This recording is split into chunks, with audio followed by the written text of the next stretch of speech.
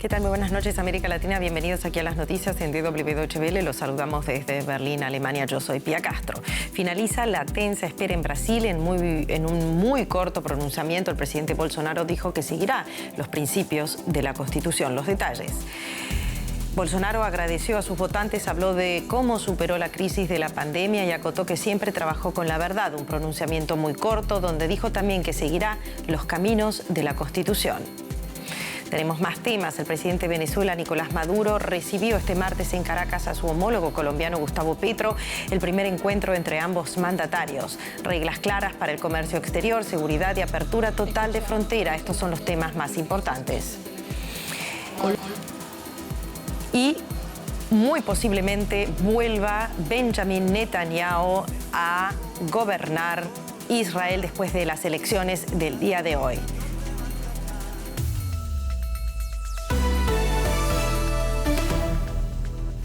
El presidente de Brasil, Bolsonaro, ha evitado reconocer su derrota frente a Luis Inácio Lula da Silva tras las elecciones del domingo y en la primera comparecencia ante la prensa desde los comicios ha defendido los bloqueos de carreteras llevados a cabo por sus partidarios. No obstante, ha asegurado también que cumplirá los mandatos de la Constitución. Varios de los aliados del líder ultraderechista ya han dado por buenos los resultados y miembros del gobierno han entrado en contacto con el entorno de Lula da Silva para iniciar la transición. Tras la declaración de Bolsonaro, el ministro de la Presidencia, Ciro Nogueira, responsable por el proceso de transición, sí se refirió a Lula como presidente electo. Silencio absoluto durante 48 horas, incluso en las redes sociales donde Jair Bolsonaro se mantenía muy activo. Había expectación. Siempre fui categorizado como antidemocrático y al contrario de mis críticos, siempre respeté el juego constitucional.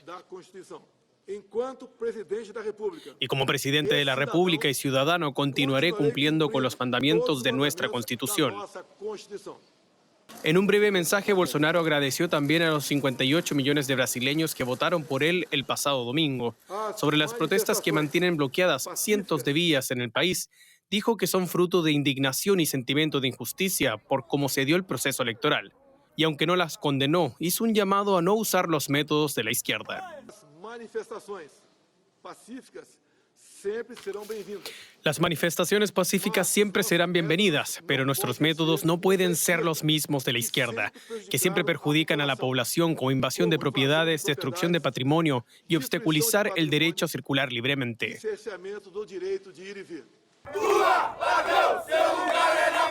Lula, ladrón, tu lugar es la prisión. Simpatizantes de Bolsonaro, principalmente trabajadores del transporte, han bloqueado el paso de cientos de vías en todo el país. No están conformes con los resultados de las elecciones y piden que los militares intervengan. Después de 72 horas de manifestación iremos al frente de los cuarteles y los militares estarán de nuestro lado porque tenemos el poder y no aceptamos lo que está pasando. El camino al aeropuerto de Sao Paulo se encontraba bloqueado en ambos sentidos. Una docena de vuelos fueron cancelados. Además, varias zonas están sufriendo desabastecimiento por causa de los bloqueos. La Corte Suprema de Brasil ordenó a la Policía Rodoviaria Federal que despejaran los caminos inmediatamente, pero ha habido dificultades. Es una protesta compleja precisamente porque no hemos podido identificar los líderes, rastrearlos. Y como no podemos rastrear esos liderazgos, no podemos verificar cuál es su objetivo. Los simpatizantes de Bolsonaro se rehúsan a reconocer la victoria del izquierdista Lula da Silva, mientras que Bolsonaro en su declaración no hizo alusión al resultado, no reconoció su derrota ni tampoco felicitó al candidato progresista ya proclamado como presidente electo. Recordemos que rompió el silencio el presidente Bolsonaro tras 48 horas después de las elecciones. Vamos a analizar este mini discurso que hizo con Marcelo Silva de Sousa, que está allí en Brasilia. Gracias por atendernos. Hablemos de lo que dijo y cómo se está interpretando esto en Brasil. ¿Qué tal, Pía? Buenas noches. Bueno, un primer discurso que sirvió como reconocimiento de la derrota tras casi 48 horas sin hablar. pero que no dejó a todos satisfechos sin lugar a dudas, porque el presidente Bolsonaro le habló apenas a sus electores, agradeció a los 58 millones que lo apoyaron, no se refirió a Lula en ninguna parte de ese discurso de casi 2 minutos y medio, y al mismo tiempo tuvo unos dichos que algunos interpretaron como condescendientes con sus seguidores que están cortando las rutas, porque dijo que entiende esas protestas como resultado de la indignación y el sentimiento de injusticia por un proceso electoral que él considera desequilibrado en favor de quien fue su adversario, Luis Ignacio Lula da Silva, y que fue electo este domingo. Un Bolsonaro que dijo, sin embargo, que sus seguidores no deben compartir los métodos de la izquierda y deben respetar el libre derecho de ir y venir. Lo más importante del discurso de Lula, o mejor dicho, de Bolsonaro, perdón, o de lo que vino después, fue lo que dijo Ciro Nogueira, el jefe de gabinete, que dijo claramente que Bolsonaro autorizó al gobierno a iniciar el proceso de transición, una transición que va a comenzar el jueves, y ya están en contacto el equipo de Bolsonaro con el gobierno de Luis Ignacio Lula da Silva, que entrará en funciones el 1 de enero. ¿Y estas manifestaciones en las calles continuarán o ya las protestas son obsoletas de los camioneros? Bueno, todavía no hay señales claras de una desmovilización. Han pasado cerca de 3 horas desde los dichos de Bolsonaro, que, como les decía, justificó el reclamo pero no el método. En algunos grupos de Telegram, donde básicamente se organizan estos camioneros bolsonaristas, muchos interpretaron este mensaje como un llamado a no abandonar las rutas, con lo cual hay muchísima preocupación. Al mediodía, un balance de la Policía de Carreteras hablaba de 260 cortes. A esta hora, según el último balance, hay 230 puntos de cortes en todo Brasil. Se calcula que 20 estados están siendo afectados en estos momentos. Se sabe, hablemos un poquitito ahora del futuro, porque se sabe algo, por ejemplo, del nuevo gabinete. Hay mucha expectativa ahí también. Vos estás en Brasilia. Sí, lo más claro es que este jueves va a empezar la transición. Fue designado Geraldo Alckmin, quien fue el candidato a vice con Lula, que ganó en la fórmula con Luis Ignacio Lula da Silva. Él será el puente con el gobierno de Bolsonaro para coordinar la transición. Un equipo de Lula que quiere ver las cuentas públicas porque ha dicho que quiere respetar las promesas de campaña, entre ellas reforzar los programas sociales y aumentar el salario mínimo. Para esto deberá encontrar espacio en el presupuesto. En el caso de los nombres todavía es terreno de especulaciones. Lo que se sabe es que de los 23 ministerios que actualmente tiene Brasil, ese número va a subir para 33 y va a ser la oportunidad para que Lula dé lugar en el gobierno a figuras que lo acompañaron en la campaña más allá del PT. Se habla, por ejemplo, de la líder ecologista Marina Silva, tal vez frente al Ministerio de Medio Ambiente, y tal vez la senadora Simone Tebet, que compitió en la primera vuelta, podría ocupar tal vez el Ministerio de Educación. Será la oportunidad para que Lula dé lugar a figuras fuera del PT, y lo que está claro es que Brasil tendrá más ministerios a partir del año que viene. Muchísimas gracias, Marcelo, por este análisis. Bueno, vamos a hablar de otros presidentes. Gustavo Petro de Colombia se ha reunido este martes en Caracas con Nicolás Maduro. Han tratado las relaciones entre ambos países, la reapertura de las fronteras y el reingreso de Venezuela al sistema interamericano de derechos humanos. Caracas rompió las relaciones con Bogotá, recordemos, en febrero de 2019, cuando Iván Duque reconoció al opositor Juan Guaidó como presidente interino de Venezuela. Con la llegada de Petro al gobierno, Bogotá se esforzó por restablecer las relaciones entre ambos países. Muy bien, vamos ahora a hablar con Oscar Schenker, que está allí en Venezuela. ¿Qué tal? Muy buenas noches. ¿Qué se sabe de esta reunión? Bueno, ya están juntos los dos presidentes, los hemos visto ya fotografiados, en este momento están reunidos. Se sabe muy poco sobre qué ha avanzado o qué discusiones se han avanzado en esta reunión.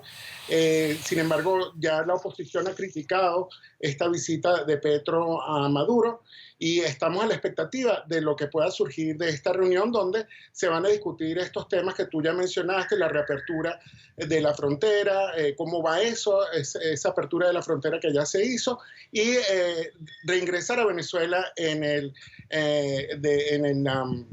desarrollo interamericano de derechos humanos. Muy bien, pero ahora esa es la parte política, Oscar, pero entre la población, entre la gente, ¿hay grandes expectativas que la situación a causa de este encuentro mejore para los ciudadanos?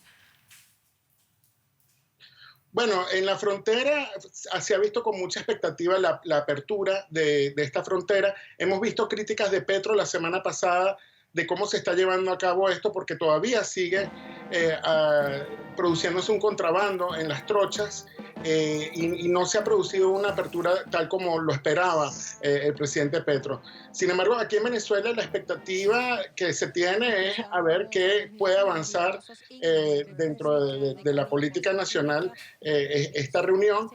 Hay pocas esperanzas de parte de las organizaciones de la sociedad civil también, porque hoy también salió un comunicado del fiscal de la Corte Penal Internacional, Karim Khan, donde rechaza que se elimine la investigación que se lleva a cabo en Venezuela y pide más bien que se reanude esta investigación de crímenes de lesa humanidad contra Nicolás Maduro. Y eso precisamente también empaña un poco esta visita de Petro aquí a Venezuela. Oscar, muchísimas gracias por este análisis. Gracias. Un saludo. A Israel avanza el recuento de votos en las elecciones legislativas allí en el país y el ex primer ministro Benjamin Netanyahu se impone frente al bando del actual jefe del gobierno en funciones, Yair Lapid. Según las encuestas a pie de urna, tanto el partido conservador de Netanyahu, el Likud, como el bloque de formaciones derechistas y religiosas que le apoyan sumarían suficientes diputados para gobernar. De cumplirse esta tendencia, Netanyahu podría volver a la primera línea del gobierno y lograr su sexto mandato. Miquel Ayestarán está en Jerusalén. Queremos hablar con él y analizar un poco cómo es la situación en estos momentos en Israel después de estas elecciones. Celebra sus quintas elecciones este país desde 2019 sin visos de resolver el bloqueo político. La ultraderecha que se incrementa ahora en su representación hasta un 150% ha sido la más beneficiada por esta alta participación. ¿Cómo se explica esto? Bueno, aquí en la sede del Likud, nada más conocer esos primeros sondeos a pie de urna que apuntan a que se puede formar gobierno, hay una sensación de alegría, pero hay que ser los ministros que han pasado por aquí piden cautela, porque también estaban así hace un año y finalmente no lograron esa mayoría de 71 escaños, es una mayoría muy estrecha. El avance de la ultraderecha es muy claro, sobre todo a través de ese partido llamado sionismo religioso, supremacistas judíos que irrumpen con al menos 15 escaños y que se van a convertir, si es que Netanyahu forma gobierno, en la auténtica piedra angular de ese gobierno. Es una subida sin precedentes de esta formación y se explica sobre todo por una campaña muy marcada de ataques contra el anterior gobierno de Lapid y Bennett, y también por la capacidad de movilización que han tenido entre los sectores más jóvenes y también entre los sectores más radicales. Si es que Netanyahu forma gobierno, ¿qué se espera? ¿Cuáles son las prioridades para Israel? Recordemos, por ejemplo, que bajo Netanyahu se normalizaron las relaciones con algunos estados del Golfo, por ejemplo. Ahora la pregunta sería, teniendo en cuenta la situación global, la posición con Ucrania. La posición de Israel con Ucrania no va a variar si Netanyahu coge el gobierno. Es una posición muy clara de no enviar ayuda militar a los ucranianos. Desde aquí sí que se envía comida, asesoramiento militar, pero el envío de armas, que es lo que piden un día y otro, sobre todo los escudos antimisiles, de lo que piden las autoridades de Kiev, eso se va a seguir manteniendo como una línea roja, gobierne quien gobierne, ya que para Israel la auténtica prioridad es mantener la sintonía con Rusia, que en la vecina Siria es un aliado de Bashar al-Assad y Israel necesita la luz verde rusa para mantener sus ataques contra Irán y Hezbollah, que también son aliados de Assad. Esa es la prioridad de los israelíes. Por lo tanto, gane o no Benjamin Netanyahu la política respecto a Siria y esa decisión de no enviar armas se va a seguir manteniendo. Muchísimas gracias por este análisis. Gracias. Y ahora sí nos vamos a Ucrania, porque barcos cargados con cereales han salido de los puertos ucranianos a pesar de que Rusia se ha retirado del acuerdo que les permitía un paso seguro. Los barcos cruzan el Mar Negro hacia Turquía y luego continúan hacia el resto del mundo. Hasta ahora, desde aquí se han transportado más de 9,5 millones de toneladas de maíz, trigo y otros cereales, mucho menos de los que Ucrania exportaba antes de la guerra. El Programa Mundial de Alimentos de las Naciones Unidas ha mandado 60.000 toneladas de estas exportaciones a Yemen y Etiopía, países con altos niveles de inseguridad alimentaria. El acuerdo va a expirar a finales de este mes, pero ahora Rusia se ha retirado del mismo. Un día después de los ataques aéreos rusos que golpearon infraestructuras críticas de la capital ucraniana, Kiev, la ciudad ha recuperado parte del servicio de agua y electricidad. Según el alcalde, los residentes deben seguir contando con cortes de electricidad planificados para ahorrar energía. Moscú apunta a infraestructuras clave ante la llegada del invierno. Los ataques recientes dejaron a cientos de personas sin agua. Alrededor de un tercio de las centrales eléctricas de Ucrania están destruidas. Y ahora las autoridades han podido restablecer los servicios en días, sino en horas, gracias a que se ha podido reparar, por ejemplo, los daños. Pero ¿cuánto más puede soportar Ucrania? ¿Hasta cuánto podrá garantizar todos estos suministros que se necesitan? Nos lo cuenta nuestro corresponsal Nick Connolly desde la capital. Esa es la pregunta que se hacen los proveedores de energía que se han quedado sin alternativas. Todos los repuestos que tenían, todo lo que podían emplear para facilitar la vida de la población y devolver el suministro, lo han agotado. Y si Rusia continúa con este tipo de ataques, pues todo indica que va a seguir haciéndolo, los repuestos tendrán que venir del extranjero. Hay muchos interrogantes sobre si las piezas fabricadas en el extranjero son compatibles con los equipos de aquí. Muchos son antiguos, de la época soviética. Aquí tienen la esperanza de que los socios internacionales de Ucrania encuentren rápido una solución para garantizar los suministros.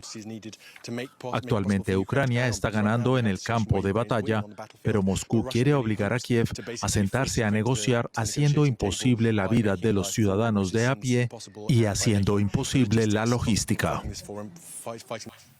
Bueno, vamos ahora, ya lo ven, a la economía con Andrés Blumenkrantz y el tema petróleo, dinero.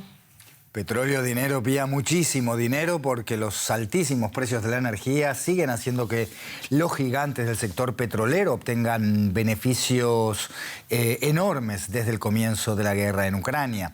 Por ejemplo, la energética británica BP ha reportado este martes más del doble de beneficios en el tercer trimestre de este año comparado con el mismo periodo del año anterior, gracias a los elevados precios de las materias primas. Ganancias para BP que se dispararon hasta los 8.000 millones de dólares. Por su parte, la petrolera saudí Aramco registró un aumento del 40% en sus beneficios durante el tercer trimestre, lo que supone un rendimiento de más de 42.000 millones de dólares. Éxito que contrasta con los recortes que prepara la OPEP en su producción y que han provocado tensiones con algunos países como Estados Unidos. Y si hay que saber algo de petróleo, hay que preguntarle, por supuesto, a Ana Nieto, nuestra corresponsal financiera en Nueva York. Bueno, Ana, con estos resultados que acabamos de dar, se puede confirmar que las petroleras van a cerrar el año como grandes beneficiarios de esta guerra después de varios años complicados, ¿verdad? Sí, esta época de presentación del tercer trimestre en los resultados de las empresas está mostrando un cambio de aires y un cambio de la fotografía fija de cómo están haciendo las empresas las cosas. Las empresas tecnológicas normalmente han sido consideradas como las máquinas de hacer dinero y ahora están pasando el testigo a las empresas petroleras que se han visto beneficiadas por la guerra en Ucrania y las sanciones que se han impuesto a Rusia. Todo ello ha elevado el precio de los combustibles fósiles y el alto precio del crudo, del gas natural, del diésel y sobre todo también las labores de intermediación han elevado todos los resultados de todas las empresas petroleras, además de la inflación global. En este caso estamos hablando de BP, que ha ganado 8.150 millones en apenas 3 meses, más del doble que en el tercer trimestre del año pasado. La semana pasada Exxon, Chevron y Shell presentaron resultados que sumaban conjuntamente unos beneficios de 40.000 millones de dólares.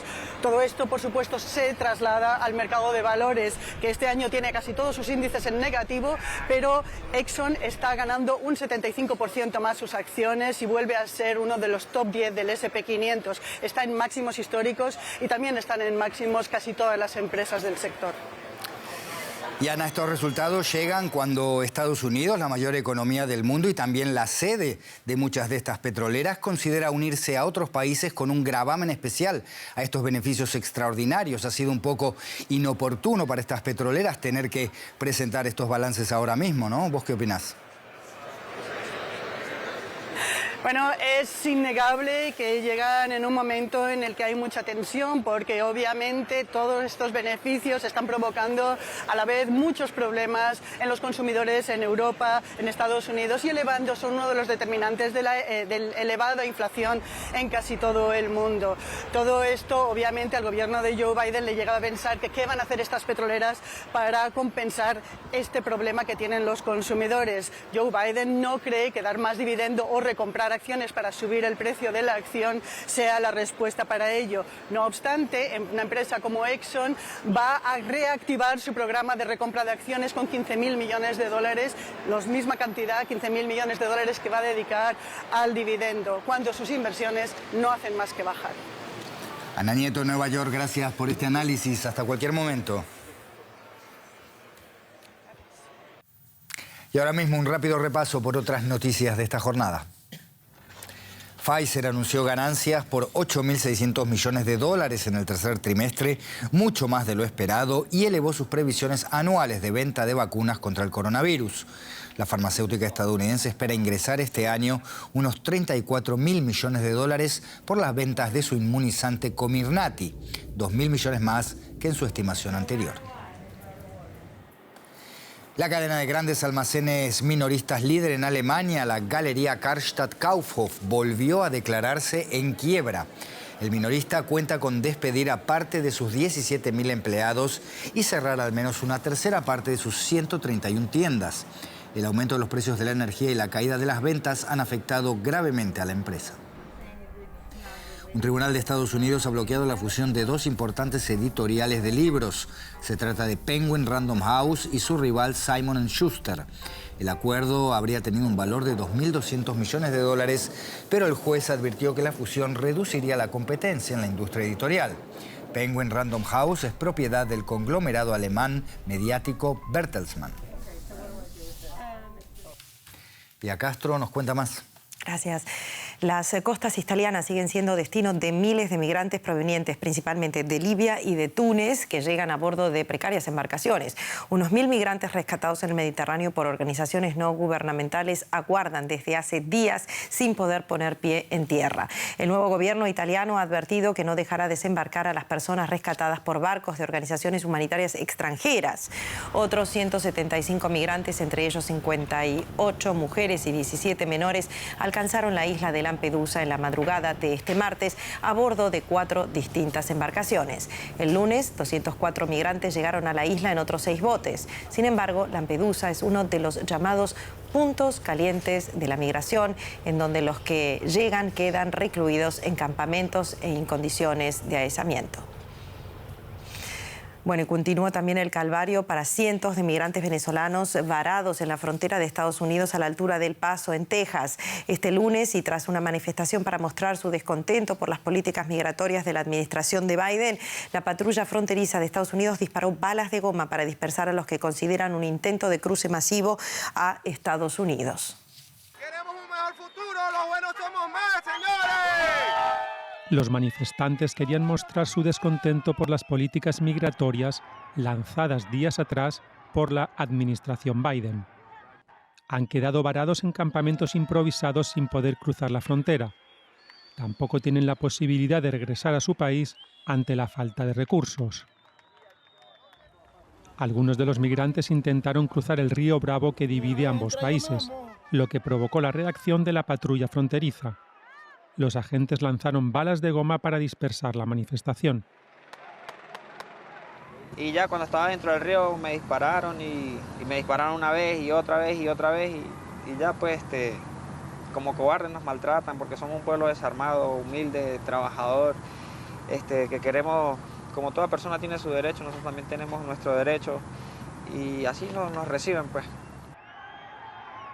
El intento de algunos migrantes de cruzar la frontera fue visto por los agentes estadounidenses como un intento masivo de cruce. Sacaron armamento, empezaron a disparar, las cosas tampoco son así, nosotros no somos animales, nosotros somos seres humanos, nosotros queremos pasar para allá a trabajar, no hacer las cosas mal. Nosotros tenemos cualquier cantidad de días aquí durmiendo como animales. Las personas mexicanas son las que nos han ayudado con un plato de comida, con una ropa, con un zapato, con una cobija. Cientos de venezolanos no pierden la esperanza de poder cruzar la frontera, pese a que Washington modificó el pasado 12 de octubre sus políticas migratorias. Según la nueva directiva, 24.000 venezolanos podrán ingresar mediante una petición formal y por vía aérea solamente, mientras que aquellos que crucen la frontera ilegalmente serán devueltos a territorio mexicano, donde les espera la incertidumbre de un limbo burocrático. Nos vamos a otras regiones. Las autoridades de Corea del Sur se han disculpado por su gestión de la estampida de Halloween en la que murieron más de 150 personas. La policía admite que sí recibió múltiples llamadas de socorro antes de la tragedia. El comisario de policía ha prometido aprender de los errores. Zapatos ensangrentados a la espera de ser reclamados por las familias de los fallecidos. Aquí es donde las autoridades surcoreanas han reunido las pertenencias de las víctimas de la mortal estampida. Muchos de estos objetos nunca serán devueltos a sus propietarios. El país está de luto. Cientos de personas visitan el lugar donde más de 150 personas perdieron la vida. Creo que podría haber hecho algo. No lo vi venir. Me fui a mitad de la tarde, pero es posible que la gente con la que me crucé haya muerto. Si lo hubiera visto venir, habría podido ayudar, pero me fui antes de tiempo. Me siento culpable. El presidente Yoon Suk-yeol también presentó sus respetos. La policía de Seúl ha admitido que hubo errores. Los servicios de emergencia recibieron numerosas llamadas para advertir sobre la elevada concentración de gente antes del incidente. Creemos que la respuesta policial a las llamadas de emergencia fue inadecuada. Como representante, siento una gran responsabilidad por este incidente. Una disculpa que no ofrecerá mucho consuelo a las numerosas familias que lloran la pérdida de sus seres queridos. Bueno, y hasta aquí las noticias. Gracias por acompañarnos y un rato volvemos, menos de media hora, con toda la actualidad aquí en DW Deutsche Welle desde nuestros estudios en Berlín, Alemania. Gracias por acompañarnos y sigan con nuestra programación hasta entonces.